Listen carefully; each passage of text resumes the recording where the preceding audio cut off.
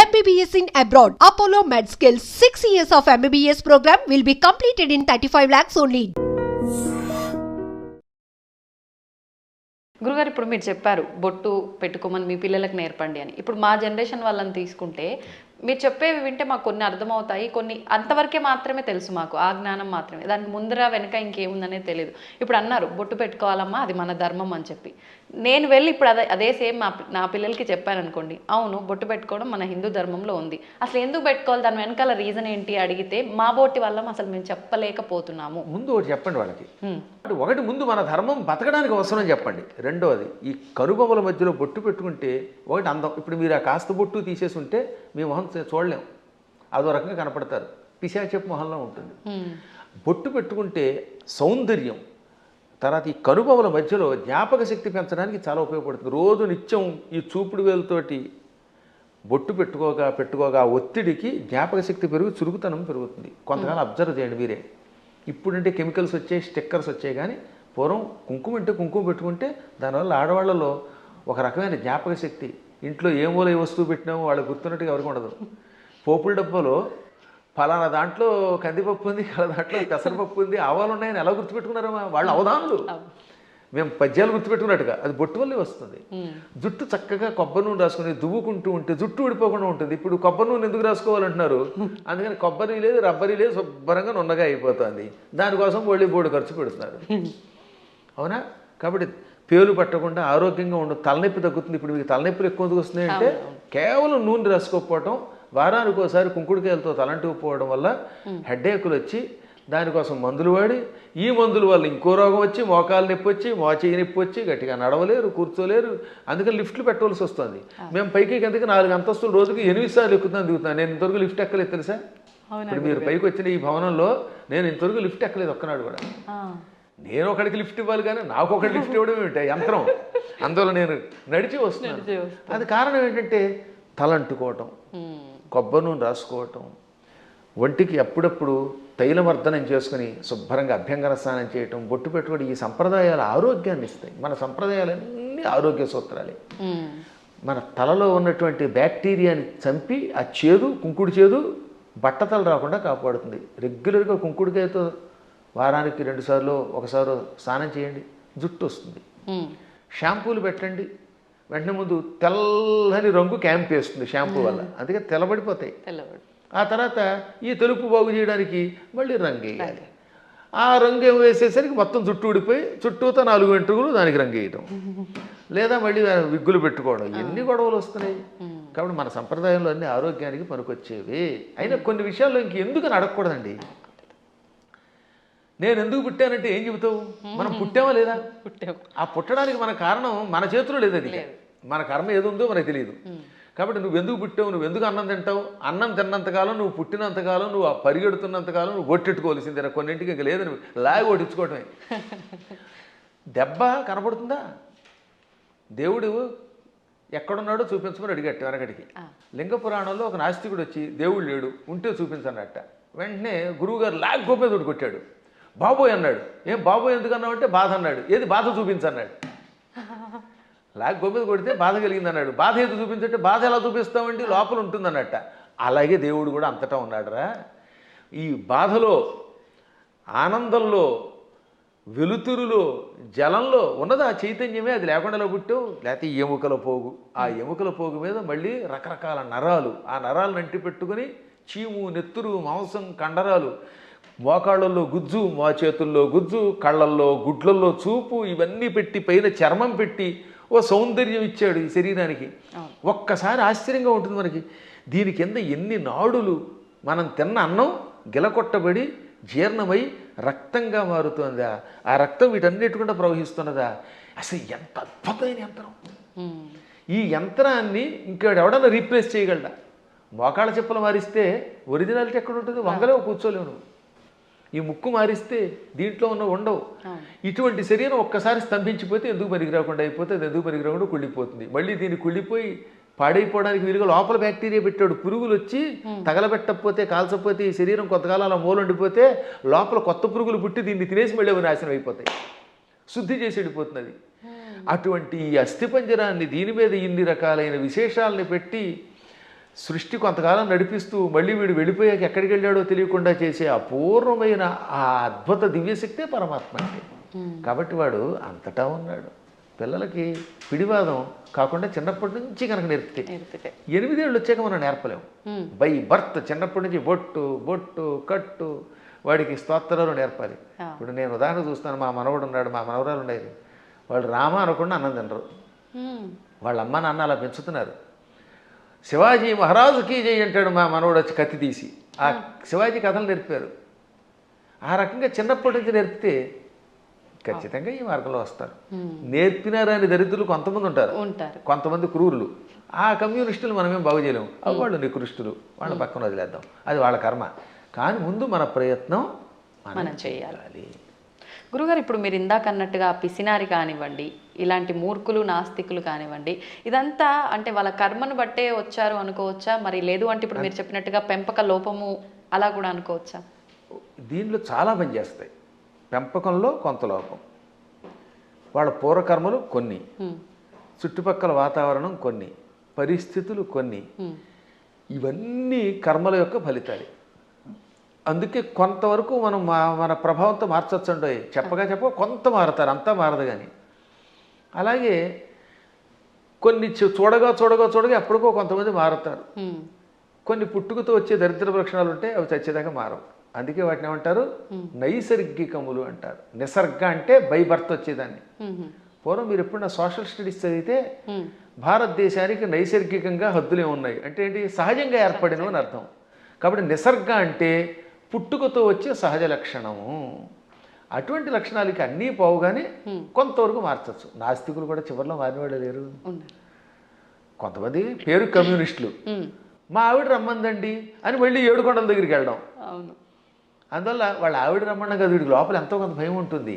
దొంగ కనపడ్డావు, అది సంఘంలో ఒకసారి అందులోకి వెళ్ళాక ముద్ర వేయించుకుని దానికోసం అలా ఏడుస్తారు. కానీ లోపల వాళ్ళకి పీకుతుందమ్మా. ఇంతెందుకు, నేను ఎరిగి నాతో క్లాస్మేట్ ఉండేవాడు, పక్కా కమ్యూనిస్ట్ అనేవాడు.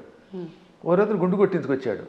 ఏమిటంటే తిరుపతి వెళ్ళాట. ఎందుకంటే ప్రపంచ నాస్తిక సభలు దిగ్విజయం అయితే గుండు కొట్టించుకుంటానన్నట్ట. అది వ్యవహారం. కాబట్టి ఇలాంటి వాళ్ళు కూడా ఉంటారు. అది పూర్వం ఒక సామెత ఉండేది, round at stage, flat at home అని. అంటే భూమి గుండ్రంగా ఉందనేమో వేదిక వచ్చి చెప్తాట, ఇంట్లోకి వచ్చాక లేదు బల్లపరుపుగా ఉందంట. అంటే ఇంట్లో ఒకటి బయట ఒకటి అన్నమాట. బయట 4 తోటేమో round at stage, flat at home అని మా చిన్నప్పుడు సామెత ఉండేది. ఇది వేదికల మీద పూర్వం ఇంగ్లీష్లో మాట్లాడేవారు కదా, వాళ్ళు ఇలా మాట్లాడేవారు అనమాట. అప్పట్లో ఇంగ్లీష్ వాళ్ళ టైంలో అంతా ఇంగ్లీషే ఉపన్యాసం. ఆ ఉపన్యాసాల్లో చిలకవర్తి లక్ష్మీ నరసింహం గారి దగ్గరికి ఒక ఆయన వచ్చాడు. ఆయన పేరు బిపిన్ చంద్రపాల్. బిపిన్ చంద్రపాల్ ఉపన్యాసంలో మాట ఇప్పుడే చెప్పింది. ఆయన ఇంగ్లీష్లో అనర్గళంగా మాట్లాడుతూ, హిందువులు అలా చేస్తున్నారు, బయటకు వచ్చినప్పుడు ఒక రకంగా, ఇంట్లో ఉన్నప్పుడు ఒక రకంగా ఏడుస్తారు, అలా ఉండకండి, ఇంట్లోనూ బయట హిందువుల్లో ఉండండి అని చెప్పడానికి ఆయన మంచి మాట చెప్పాడు ఆయన. కాబట్టి మనం ఏది నమ్మేమో అది చెయ్యాలి చివరిదాకా. అజ్ఞానంతో కూడినవి చేయకుండా ఉండాలి. సరే, ఏది ఏమైనప్పటికీ ముందు పిల్లల్ని మన మార్గంలో మనం పెంచుతామమ్మా. విన్నారా బాగుపడతారు, వినకపోతే మనం ఏం చేయగలుగుతాం? గుర్రాన్ని తీసుకెళ్ళగలం, మంచినీళ్ళు తాగించలేం కదా. అందువల్ల అలా చేయడానికి ప్రయత్నిద్దాం. మళ్ళీ భగవంతుని అనుగ్రహించినప్పుడు ఇంకోసారి కలుసుకుందాం. గురుగారు, ఒక చిన్న సందేహం. క్రిందటిసారి మనం చేసిన వీడియోలో విశుక్ర ప్రాణహరణ వారాహి వీర్యనందిత అని చెప్పి మీరు శ్లోకం చెప్పడం జరిగింది లలితా సహస్రనామాల్లోంచి. అది చాలామంది విషంగ ప్రాణహరణ అని చెప్పి కామెంట్లలో కూడా పెట్టడం జరిగింది. అసలు ఏంటండి వాస్తవం ఏంటి? ఇక్కడ 2 రకాలు. అది జ్ఞానంతో పెడితే పర్వాలేదు, ఎవడో చెప్పింది విని పెడితే అది వాడి కర్మ, మనం ఏం చేయలేం అనుకోండి. లలితా సహస్రనామానికి వ్యాఖ్యానం రాయాలంటే ముందు వాడికి స్వతసిద్ధమైన ఉపాసన ఒకటి ఉండాలి. ఏముండాలి? ఉపాసన. 2 సంస్కృత పాండిత్యం ఉండాలి. ఈ 2 లేని వాడు వ్యాఖ్యానం చేస్తే మనం పట్టించుకోక్కర్లేదు. ఆ తప్పు అన్నారనే, ఆ తప్పు అన్నవాడు వాడు తప్పుడు మనిషి. ఆ తప్పు కాదు, పాఠాంతరం అనాలి. దాన్ని ఏమనాలి? పాఠాంతరం. కొంతమంది ఇది తప్పండి అని. ఇంతకీ ఇది మీరు ఎప్పుడు నన్ను అడిగింది ఏంటంటే వారాహి దేవత గురించి అడిగారు. అందులో భాగంగా ఈ నామానికి కూడా అర్థం చెప్పాను. విశుక్ర ప్రాణహరణ వారాహి వీర్యనందిత అని లలితా సహస్రనామంలో ఒక నామం ఉన్నది. అవునా? అవునండి. 76వ నామం కదా అది. నామం సంఖ్య మనం పెద్దగా అంతగా పట్టించుకోకలేదు. 76 76. 76. అయితే గురువుగారికి జ్ఞాపశక్తి బాగానే ఉంది. దానికి ముందు మంత్రిణ్యంబా విరచిత విషంగ వధతోషిత. దీనిలో కొంతమంది పాఠాంతరంలో ఏమన్నారు, అందుకే అన్యత్రేణ అంటాడు అక్కడ. అన్యత్రేణ అంటే మరొక చోట వ్యాఖ్యానం రాసేవాళ్ళు విశుక్ర ప్రాణహరుడు బదులుగా విషంగ ప్రాణహరణ వారాహి వీరనందిత అని కూడా ఉన్నది, కానీ అది సరికాదు అని మహాత్ములు చెబుతారు. అది పాఠాంతరం. ఎవరో ఉపాసకులు అలా ఊహించుండొచ్చు. కానీ విశుక్రకి వీర్యానికి ఉన్న సంబంధం తెలుసుకోవాలి, సంప్రదాయం తెలియాలి. దానికంటే ముందు నేను లలితా సహస్రనామానికి భాష్యం రాశాను ఐశ్వర్యోగం అనే పేరుతో. నేను విశుక్ర ప్రాణహరణ వారాహి వీరనందిత అనే పాఠాంతరమే సేకరించాను. మాకు ముందు శ్రీ చంద్రశేఖర భారతీ స్వామి వారు ఉన్నారు. వారెవరో తెలుసుగా మీకు? శృంగేరి పీఠాధిపతులు. ఇప్పుడున్న శృంగేరి పీఠాధిపతులు భారతీ తీర్థస్వామి వారు, ఉత్తర పీఠాధిపతులు శ్రీ విధుశేఖర భారతీ స్వామి వారు. ఈ భారతీ తీర్థస్వామి వారికి ముందు అభినవ తీర్థ మహాస్వామి వారు ఉండేవారు. వారికి ముందు శ్రీ చంద్రశేఖర భారతీ స్వామి వారు. అర్థమైందా? ఆ స్వామి వారి దగ్గర మేము దీని ప్రస్తావన మా నాన్నగారు తీసుకొచ్చారు. నేను లేదు, నేను వెళ్ళింది భారతీ తీర్థస్వామి వారు చూశాను, అభినవ తీర్థస్వామి వారు కూడా చిన్నప్పుడు చూశాను, నాకు పెద్ద తెలియదు. భారతీ తీర్థస్వామి వారు మహానుభావులు, అజ్ఞానాంజాహ్నవీ తీర్థమే అయిన ఆ మహాత్ముల ఆశీస్సులు నాకు చాలాసార్లు లభించాయి. నేను దాదాపు అందరి పీఠాధిపతుల దగ్గరికి వెళ్ళాను ఉపాసన విషయం తెలుసుకోవడానికి. ఇప్పుడు కంచిపీఠం శ్రీ విజయేంద్ర సరస్వతి స్వామి వారు నేను కనబడితే గుర్తుపెట్టేస్తారు. మొన్న కూడా ఇక్కడ పురాణం చెబితే ప్రత్యేకంగా ఇచ్చారు. అసలు ఎంత గొప్ప అద్భుతమైన మనిషి అంటే ఆయన. మనిషి అంటే ప్రేమగా అంటున్నాను తప్ప సద్గురువు విజయేంద్ర సరస్వతి స్వామి వారు కంచిపీఠాధిపతులు. ఇప్పుడు మేము 2012వ సంవత్సరంలో, ఎప్పుడు 2012 అంటే 13 ఏళ్ల క్రితం కంచిలో పురాణం చెప్పాను నేను. అప్పుడు నేను ఇది ఇందాక చెప్పానే దేవి అపరాధ క్షమాపణ స్తోత్రం, ఈ భవాని తత్పాణిగ్రహణ ఆ శ్లోకానికి భాష్యం చెబుతున్నాను. ఎదురుగుండా కూర్చున్నారు శ్రీ విజయేంద్ర సరస్వతి స్వామి వారు. అప్పటికింకా జయేంద్ర సరస్వతుల వారు కూడా ఉన్నారు. ఇద్దరూ నాకు తెలుసున్నవారే. ఇద్దరికీ నేను నమస్కారం చేసుకున్న వాళ్ళని వాళ్ళ ఆశీస్సులు పొందాను. అప్పుడు ఈ విజయేంద్ర సరస్వతి స్వామి వారు ఇలా కుర్చీలో కూర్చున్నారు. బ్రహ్మానంద భరితులు విని అయ్యాక పీఠానికి పిలిచి ఘన సన్మానం చేశారు. మా అమ్మాయి పెళ్లికి చేరిచ్చారు నాకు విజయేంద్ర సరస్వతుల వారు. ఆయనకు ఒక్కసారి ఒక మనిషిని చూస్తే అవజీవితం గుర్తుపెట్టుకుంటారు. కాబట్టి వారి దగ్గరికి వెళ్ళాను నేను ఇది ఉపాసనా విషయాలు తెలుసుకోవడానికి. సరే, మహానుభావులైన పీఠాధిపతులు అందరినీ చూశాను. గణపతి సత్యానంద స్వామి వారిని ఎరుగుదు నేను. ఇవన్నీ ఎందుకు చెప్పవలసి వస్తుంది? ఈ చంద్రశేఖర భారతీ స్వామి మహాస్వామి వారు జగద్గురువుల వారి దగ్గర సన్యాసం పుచ్చుకున్న ఒక ఉపాసకుడు ఉన్నాడు. ఆయనని ఎరగలేదు అంటే వాడికి శ్రీచక్రోపాసన గురించి తెలియనివాడు. వాడు శ్రీచక్రము గురించి లలితా సహస్రనామం గురించి వ్యాఖ్యానం తెలుసుకోవాలంటే తప్పనిసరిగా ఒక ఆయన్ని మనం తలుచుకోవాలి. ఆయనే శ్రీ తుమ్మలపల్లి రామలింగేశ్వరులు వారు. అటువంటి శ్రీచక్రోపాసకులు, అటువంటి సంస్కృత వ్యాకరణ పండితులు, అటువంటి మంత్రోపాసకులు చాలా అరుదు. చిన్నప్పుడే సన్యాసం పుచ్చుకున్న మహానుభావుడు ఆయన. మచిలీపట్నంలో ఉండేవారు ఒకప్పుడు ఆయన. ఆ తర్వాత శృంగేరి పీఠాధిపతుల దగ్గర సన్యాసం పుచ్చుకొని యావత్ ప్రపంచం పర్యటించిన మహానుభావుడు. ఎంత అద్భుతంగా రాశాడండి ఆయన. ఆ మహానుభావుడు కూడా బాలానందిని వ్యాఖ్య లాంటి వ్యాఖ్యలు రాశారు. ఆయన కూడా విషంగా అనే ఒక పాఠాంతరం ఉన్నది, కానీ మేము స్వీకరించట్లేదు. కారణం విశుక్ర ప్రాణహరణ వారాహి వీరనందితాయి నమః అనే స్వీకరించారు. ఇంకా భాస్కర్ రాయలు వారు కూడా విశుక్ర ప్రాణహరణ అని రాశారు. ఎందుకు రాయవలసి వచ్చింది? శుక్రము అంటే వీర్యము, రేతస్సు అని అర్థం. శుక్రాచార్యుడికి ఆ పేరు ఎందుకు వచ్చింది? ఒకప్పుడు శుక్రాచార్యుడు చచ్చిపోయిన రాక్షసుల్ని బతికించడం మొదలెట్టాడు. శివుడు చంపడం, ఆ చచ్చిపోయిన వాళ్ళు ఏం చేసేవాడినా మృత సంజీవని విద్యతో బతికించేవాడు. దాంతో చచ్చిన వాళ్ళు బతుకుతూ ఉంటే శివుడికి కోపం వచ్చింది. ఓరి కావ్య, అసలు శుక్రాచార్యుడు అసలు పేరు కావ్యుడు, కావ్య. అందుకే అమ్మాయికి కావ్యశ్రీ అని పేరెట్టండి అంటే శుక్రాచార్యుడికి సంబంధించిందా అని అర్థం అనమాట. సరే, అది పక్కన పెడితే కావ్య, నా దగ్గర మృత సంజీవన విద్య నేర్చుకొని ఆ విద్య నా మీద ప్రయోగిస్తావా, నీవు నేర్పిన విద్య నీరజాక్ష అని అమాంతంగా శుక్రాచార్యుడు మింగేశాడు.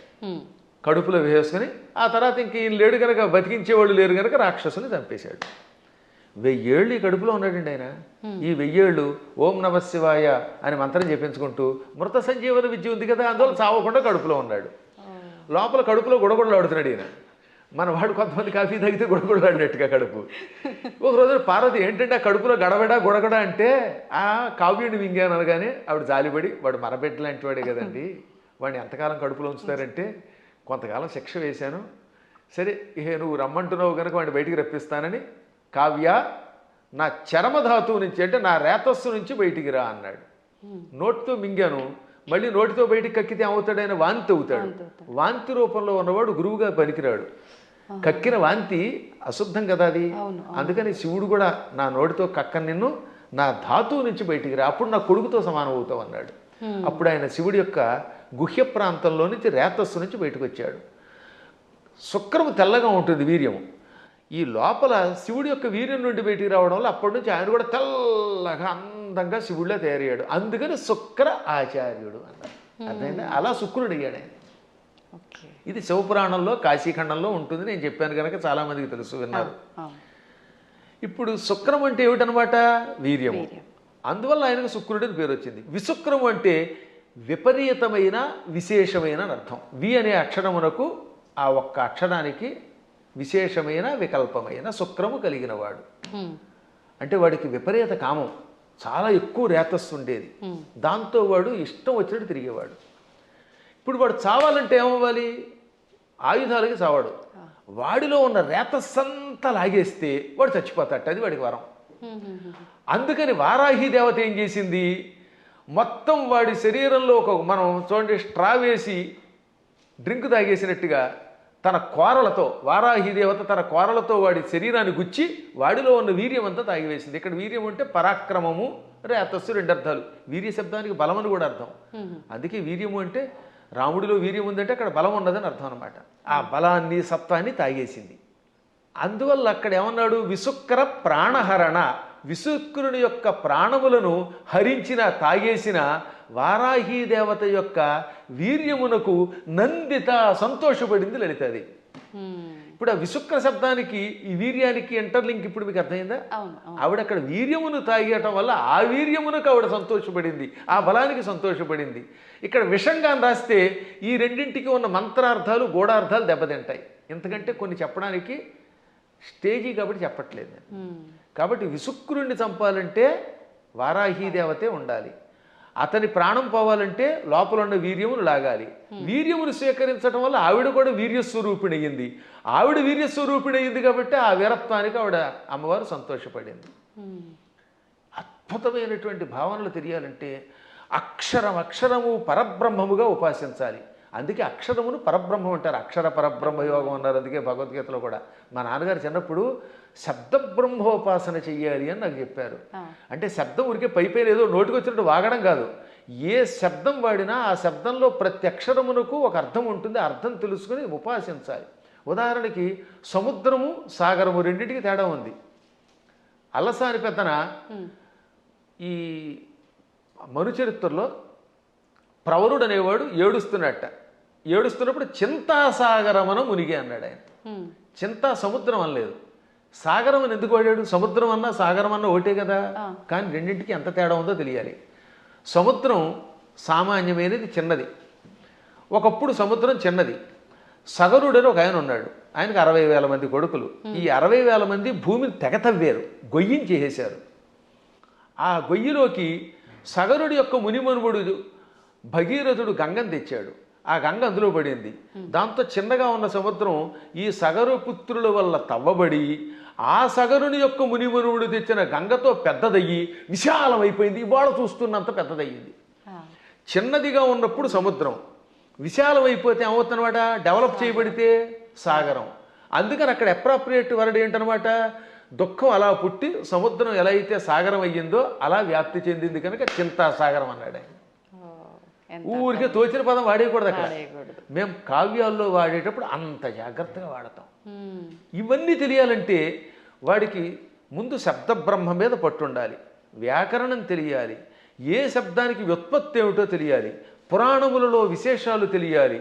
ఉపాసనలో రహస్యం తెలియాలి, మంత్రశాస్త్రం మీద పట్టు ఉండాలి, శ్రీచక్రంలో నవావరణములో ఏ ఆవరణంలో వారాహి దేవత ఉంటుందో తెలియాలి, వారాహి దేవతకి ఎన్ని కోరలు ఉన్నాయో తెలియాలి. తెలుసా మళ్ళీ వారాహి దేవతకి ఎడమ వైపున 5 కోరలు, కుడివైపు 4 కోరలు, కుడివైపునేమో 5 కోరలు, ఎడమవైపు 4 కోరలు ఉంటాయి.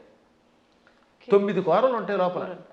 అది కూడా తెలియదు కొంతమందికి. అన్ని మామూలుగా దంతాలు వేస్తారు. ఈ వైపు 5, అందులో ఒకటి ఇలా వంగి ఉండాలి, ఒకటి పైకి రంపంలో ఉండాలి, ఈ వైపు 4 ఉండాలి. ఈ కోరలతో ఉన్న వారాహి దేవతను ఉపాసిస్తేనే సక్రమంగా పనిచేస్తుంది. ఆ 9 కోరలే శ్రీచక్రంలో నవావరణ పూజ. అవే నవరంధ్రాలని మనకి శుద్ధి చేసి పెడతాయి. అక్కడ ఈ వారాహి దేవతకి ఒక్కొక్క దానికి ఒక్కొక్క బీజం ఉంది 9 కోరలకి అన్నమాట. అందుకే వారాహి వీర్య నందిత ఎయి అనంటే ఒకసారి ఎన్ని అక్షరాలు ఉన్నాయి? వారాహి వీర్య నందిత యై 9. అదనమాట. ఇప్పుడు అర్థమైందా? ఆ 9 కోరలు. వారాహి వీర్య 5, నందితాయి ఇక్కడ. ఇక కంఠస్థానంలో నమః అనే అక్షరం బీజం ఇక్కడ చేరుతుంది వారాహి దేవతకి. ఓంకారం మూర్ధంలో ఉంటుంది. అందుకని ఓం వారాహి వీర్య నందితాయి నమః. మళ్ళీ వీటితో పాటు ముక్కులు, చెవులు, రంధ్రాల్లో ఓం ఐం హ్రీం శ్రీం అనే బీజములు, విశుక్ర ప్రాణహరణ వారాహి వీరినందితాయి. అంటే ఆకారం వేసేటప్పుడు ఏ బీజం ఎక్కడ వేయాలో వేసి, ఏ కోరలు ఎక్కడ వేయాలో, ఎక్కడ ఏ బీజం ఉందో తెలుసుకుని ఉపాసన చేయాలి. ఇంత ఉపాసన తెలియకుండా తొందరపడిపోయి పాఠాంతరం అనే శబ్దాన్ని తప్పుగా ఉచ్చరించారు అన్నారంటే అది ఎంత ప్రమాదం. అందుకే స్టేట్మెంట్ ఇవ్వడానికి ముందు నీ అర్హత తెలుసుకో. వాస్తవం. లేదా ఫలానా చోటండి పరమాచార్యులు వారు ఇక్కడ పాఠాంతరం ఉందని చెప్పారండి, లేకపోతే ఇంకొక ఆయన ఎవరో ఇలా పాఠాంతరం ఉందని చెప్పారండి, తుమ్మలపల్లి వారు కూడా పాఠాంతరం ఉందనే చెప్పారు, లేదా ఇంకో పెద్ద ఆయన చెప్పారండి అని చెప్పాలి. పాఠాంతరం అనాలి, అక్కడ తప్పనకూడదు. అలాగే ఇప్పుడు ఇక్కడ మనకి దక్షిణాదిలో మంత్రానికి ఒక స్వరం ఉంటుంది, ఒక్కొక్క దానికి ఒక్కొక్కటి ఉంటుంది అనమాట. రాజాధిరాజాయ ప్రసహ్య సాహినే నమో వయం వై శ్రవణాయ కుర్మహే సమే కామాన్ కామకామాయ మహ్యం కామేశ్వరో వై శ్రవణో దధాతు అని చెప్పాలి. ఈ మంత్రం మంది. ఇది ఉత్తర భారత్లో రాజాధిరాజాయ ప్రసహ్య సాహినే నమో వయం వై శ్రవణాయ అని ఒక గొలుసు కట్టు స్వరం ఉంటుంది. కాబట్టి వాళ్ళు వేద పండితులే, వాళ్ళకి ఆ స్వరంతో నేర్పారు. ఇక్కడ మనకి దక్షిణ భారత్లో ఇది నేర్పారు. కాబట్టి ఇప్పుడు మనం ఇది విని అది తప్పు అంటామా? వాళ్ళు అది విని మనది తప్పు అనాలా? వాళ్ళ గురు పరంపరలో ఆ స్వరంతో ఉడుతుంది. స్వరాలు చాలా ఉన్నాయి. ఇలా స్వరాలు తప్పు అని చెప్పడం వల్లే ఒకప్పుడు పరాశరుడు అంతటి వాడు మళ్ళీ తపస్సు చేయవలసి వచ్చింది. ఆంజనేయుడి యొక్క కథలు ఉంటాయి పరాశర సంహితలో. అందులో ధ్వజదత్తుడు అనేవాడు స్వరాన్ని పక్కవాడిని నీతి తప్పు అని ఆక్షేపిస్తే, స్వరం తప్పు కాదురా, వాళ్ళ సంప్రదాయంలో ఆ శాఖలో ఆ రకమైన స్వరం ఉంటుంది, నువ్వు ఆక్షేపించావు కనుక వచ్చే జన్మలో దరిద్రుడివై పుట్టు అని గురువుగారు చెప్పిస్తే దరిద్రుడై పుట్టాడు వాడు. ఎంత తేడా ఉందో ఆలోచించండి. అందుకని నేను ఎప్పుడు తప్పని అన్నాను. పాఠాంతరంలో అలా ఉంది. సరే, పూర్తిగా తప్పు చెబితే అది వేరే విషయం. శాస్త్రం అనలేరు కొంతమంది. శాస్త్రం ఏం చెబుతోందంటే అంటాడు. అంటే శాకి సాకి తేడా తెలియదు వాడికి. సా అనేది దంత్యం, శా అనేది తాళవ్యం. శాస్త్రం అనకుండా శాస్త్రం అంటే ఏమో ఉంటుంది. ఇప్పుడు మన వాళ్ళకి తెలుగు చెప్పక్కర్లే. పెళ్ళి అనమంటే పెళ్ళి, పెళ్ళి. వెళ్ళి అనమంటే వెళ్ళి. వెళ్ళి అంటే ప్రవాహం అని అర్థం అమ్మా. వెళ్ళి రండి అంటే అక్కడ ఇక్కడ నుంచి ఇంకో చోటకి ప్రయాణం అవ్వండి అని. అదే వెళ్ళి అంటే ప్రవాహం. పాల వెళ్ళి అంటే పాల యొక్క ప్రవాహం, క్షీర సముద్రం అని అర్థం. పాల వెళ్ళి అంటే ఏమిటనుకుంటున్నారు అర్థం? క్షీర సముద్రం అని అర్థం, క్షీరసాగరం. కాబట్టి వెళ్ళి రండి అంటే పొంగెత్తి నీళ్లతో ముంచండి అని అర్థం. మమ్మల్ని ముంచండి అని మీరే చెప్తారు, నా కొంప ముంచండి అని. కాబట్టి వెళ్ళి పెళ్ళి అంటే ఎంత అసహ్యంగా ఉంటుంది. వెళ్ళి అనలేక ఉచ్చారణ రాదు, ఏ శబ్దం ఎలా పలకాలో తెలియదు, మంత్రశాస్త్ర నియమాలు తెలియవు. ఎవడు పడితే వాడు స్టేట్మెంట్ ఇస్తేలాగా. ఎంత గట్టిగా ఎందుకు చెబుతానంటే, ఇంక మీదటైనా పిచ్చి పిచ్చిగా ఇలాంటి వాటిల్లో వింటున్నప్పుడు పిచ్చి కామెంట్లు పెట్టకండి. దానివల్ల నాశనం అవుతారు. తెలిస్తే తెలిసినట్టు పెట్టండి. లేదా మాకు అనుమానం ఉందండి, ఎవరి దగ్గర నా తప్పు అంటారేమిటి, ప్రతివాడు తప్పు అనడానికి. అందువల్ల లలితా సహస్రనామంలో అనేక భాష్యములు ఉన్నాయి. మేము కూడా ఐశ్వర్యయోగం అనే అద్భుతమైనటువంటి ఒక భాష్యం గణపతి సచ్చిదానంద స్వామి వారి యొక్క ఆశీస్సులతో రాసి పెట్టాం. దాన్ని భారతీ తీర్థ మహాస్వామి వారు కూడా సంతోషించి అంగీకరించి పీఠికిచ్చారు. హేమాహేమీరైన జగద్గురువుల యొక్క అనుమతితో రాసినటువంటి గ్రంథాలు. ఎప్పుడైనా మీకు అనుమానం ఉంటే ఒక పాఠాంతరమో అనుమానమో అనండి తప్ప ఫలానా వాళ్ళ దాంట్లో తప్పు ఉందని తొందరపడి అనకండి. తప్పు అనాలంటే ఆ స్థాయి ఉండాలి, దానికి వివరణ ఇవ్వాలి. అంతే, మూల్యాన్ని చెల్లించాలి. ఇప్పుడు ఏమన్నా అంటే అహంకారం ఉండవు. అహంకారం ఏమీ రాని సన్నాసిగా అహంకారం ఉంటే ఏం మాకెందుకు ఉండదమ్మా? అహంకారం ఉండవలసిందే. విశ్వనాథ సత్యనారాయణ గారు ఏమన్నారు తెలుసా? చల్లపిళ్ళ వెంకట శాస్త్రి గారికి నాలాంటి శిష్యుడు ఉండడం ఆయన ఘనత అన్నాడు ఆయన. అదే కాదు అంతే. అప్పుడప్పుడు ఒక్కొక్కసారి భాషా పాండిత్యంలో మేము కూడా అలా అనకపోతే ప్రతి అడ్డమైన వాడు నెత్తి మీద ఎక్కడ మరి. అందువల్ల చిన్నప్పటి నుంచి తిండి తిప్ప మానేసి ఎన్ని శాస్త్రాలు ఎన్ని వ్యాకరణాలు చదువుకున్నాం. 25 శతావధానాలు చేసిన వాడిని ఇంకోటి చూపించండి ప్రస్తుతానికి. మరి ఇన్ని శతావధానాలు చేసిన మమ్మల్నే మీరు నోటికి వచ్చినట్టు ఏదో కామెంట్ పెడితే ఏ అక్షరం ఒక్కరా అని మిమ్మల్ని మేమేమనాలి? అవునా? కాబట్టి సందేహం లేకుండా నేను పండితుండి ఎవడేమనుకున్నా. ఇంకోటమ్మా, అనవసరంగా అహంకారం తెచ్చుకోకూడదు. కానీ అహంకారం ఒక్కోసారి ఉండవలసిందే. పద్మాగర్ గారు సొంత డబ్బా కొడుతున్నాడు అనుకుంటే కొట్టుకోమనండి, ఏం పర్వాలేదు. ఎందుకని? మీరు ఉద్యోగానికి వెళ్ళాలి. ఓ చోట మిమ్మల్ని ఉద్యోగానికి రమ్మన్నారు. అప్పుడు అప్లికేషన్ ఏమని చెప్పాలి మీరు? నేను చవటని, ఆత్మస్థుతి చేసుకోకూడదు కనుక అంతేత నేను చవటని, నాకేమీ రాదు, వాక్శుద్ధి లేదు, నా మొహం తగలయ్యా, నేను ఇలా ఉంటాను, నాకు ఉద్యోగం ఉండంటే ఇస్తారా? కానీ అప్పుడు ఏం చేయాలి? ఇప్పుడు ఉదాహరణ నేనే ఉద్యోగానికి అప్లై చేశాను ఒకప్పుడు లెక్చరర్గా. ఇప్పుడు గోల్డ్ మెడలిస్ట్ని, ఎంఏలో ఫస్ట్ క్లాస్ నాది, ఫస్ట్ ర్యాంక్ నాది, నేను ఎంఫిల్ చేశాను, పిహెచ్డి చేశాను, లేకపోతే నెట్ పాస్ అయ్యాను, నాకు ఇంత అవధానాలు చేశాను, పండితుడినంటే ఉద్యోగం ఇస్తాడా? నేను నన్ను పొగుడుకోకూడదు కాబట్టి చెప్తానండి, నేను సన్నాసినండి, చవటనండి, నాకేమీ రాదండి, నాకు ఉద్యోగం ఉండండి, ఎవడిస్తాడమ్మా? కాబట్టి ఒక్కోసారి ఆత్మస్తు తప్పదు. ఇలాంటి వాళ్ళకి సమాధానం చెప్పడం కోసం ఇలా మాట్లాడతాం. అలా విత్తప్పుడైతే ఈశ్వర కటాక్షం వల్ల ఇదంతా వచ్చాయి. నేను అలాగే రాసుకున్నాను పద్యంలో, అమ్మా జగన్మాత నిన్ను ఉపాసించి ఇంత గొప్పవాడిని అయ్యాను. అమెరికా వెళ్ళాను, చాలాసార్లు వెళ్ళాను. ఫస్ట్ టైం వెళ్ళినప్పుడు 2006లో 19 ఏళ్ల క్రితం అక్కడ ఓ అద్భుతమైన పద్యం చెప్పాను. ఏమని?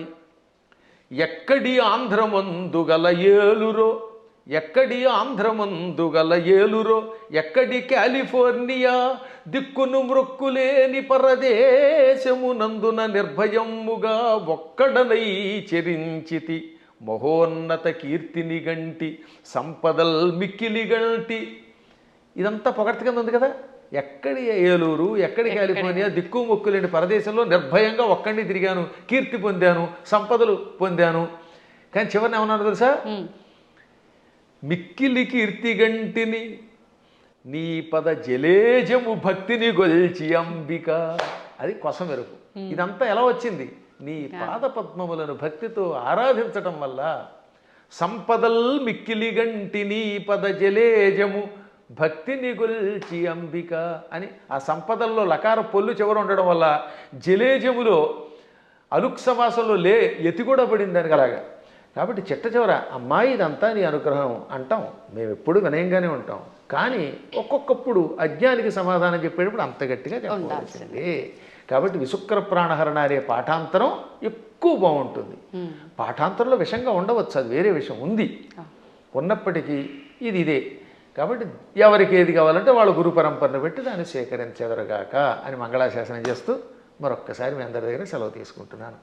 ఈ 2 మాటలు కూడా చెప్పేయండి గురుగారు. ఇంకా ఇప్పుడు ప్రతి ఒక్కరిలో ఉన్న ఒక చిన్న డౌట్ ఏంటంటే, వారాహి అమ్మవారు ఇప్పుడు మీరు చెప్పిన దాన్ని బట్టి పురాణాల నుంచి ఎప్పటి నుంచో ఉన్న విషయమే, కానీ ఇప్పుడు ఈ 3-4 సంవత్సరాల నుంచే కొత్తగా వింటున్నాం ఎక్కువగా. కాబట్టి ఎవరు ఆరాధించకూడదు, గోప్యంగా ఉంచాలి, గుప్త నవరాత్రులు ఇదంతా కూడా మాట్లాడుతున్నారు. అసలు వాస్తవం ఏంటంటే అక్కడ గోప్యంగా ఉంచమని ఎందుకన్నారంటే, ఎవరికి పడితే వాళ్ళకి, అజ్ఞానులకి, నాస్తికులకి, కమర్షియల్గా వాడుకునే వాళ్ళకి చెప్పకూడదు. ఇప్పుడు పెద్ద సమస్య ఏంటంటే, కలియుగంలో ఒక ఆయన కష్టపడి ఉపాసన చేశాడు అనుకోండి, ఇంకెక్కడి నుంచి స్వార్థపరులు బయలుదేరుతున్నారు కొందరు. వాళ్ళు గుడి పెట్టేసి, పీఠం పెట్టేసి ప్రజలు దోచుకుంటారు. మీరు చూస్తూనే ఉన్నారు కదా. చీరల్ని ప్రమోట్ చేసేవాడు, పూజల్ని ప్రమోట్ చేసేవాళ్ళు, బాబో ఎలా తయారయ్యారంటే అలా తయారయ్యారు. అందుకని వద్దని అండంలో ధర్మం ఉంది. కానీ అసలు ఉపాసన వద్దండం మనవాళ్ళం వద్దండానికి. భక్తి కలిగిన ఎవడైనా ఉపాసకుడే. ఎప్పుడూ ఉన్న ఉపాసనలు. కాకపోతే ఉపాసనలు అనేది మీ ఓపికలను బట్టి చెయ్యండి. మోసగాళ్ళ మోసంలో పడకండి. ఈ విషయంలో మాత్రం మోసగాడు తయారయ్యారు, సందేహం లేకుండా. ఇంకా అక్కడి నుంచి వారాహి దేవతకి ఒక గుడి కట్టేయడం, అందరినీ నా దగ్గరికి వచ్చేయండి అనడం, దాంతో వచ్చిన వాళ్ళ దగ్గర ఏమో డబ్బులు లాగడం, చీరలు లాగడం, గందరగోళం అయిపోతుందమ్మా. వాళ్ళని దృష్టిలో పెట్టు చెప్పారు తప్ప ఉపాసనని తిట్టట్లేదు అవతల వాళ్ళు కూడా.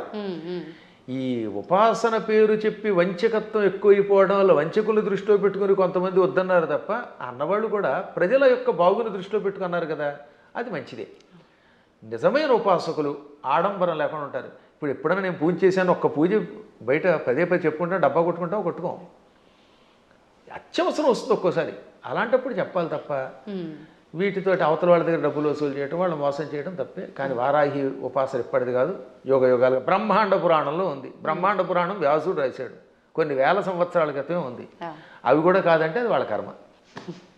సంతోషం అండి. మంచి అంటే ఒక నిర్ధారణ అనేది జరిగింది ప్రతి ఒక్కరికి కూడా. అంటే పెద్ద పెద్ద జ్ఞానులు యోగులే వారాహి అమ్మవారిని ఆరాధించరు, మీరెవరు ఆరాధించడానికి అని ఖచ్చితంగా చెప్పే వాళ్ళు ఉన్నారు ప్రస్తుతం మీడియా ముఖంగా. అసలు లేదు అందరూ ఆరాధించే వాళ్ళు. అంత మొత్తానికి జనాలకి ఏమైపోయిందంటే ఒక క్లారిటీ మిస్ అయిపోతుంది.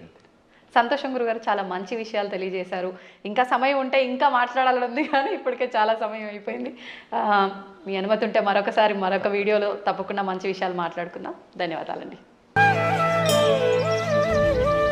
తవ్వండి, తవ్వుతూనే శివలింగం సరే దాన్ని అట్లా కప్పేసేయండి, చూపించదండి. Krishna is there. మూర్తి పూజ కాదు, సాక్షాత్ బ్రజేంద్ర నందన భగవాన్ ఉన్నారు మూర్తిలో. ఏమీ ఆశించకుండా ఆరాధించే వాళ్ళు కూడా ఉన్నారా ప్రభుజీ? నిజమైన భక్తి అంటే మనకు తెలియదు కాబట్టి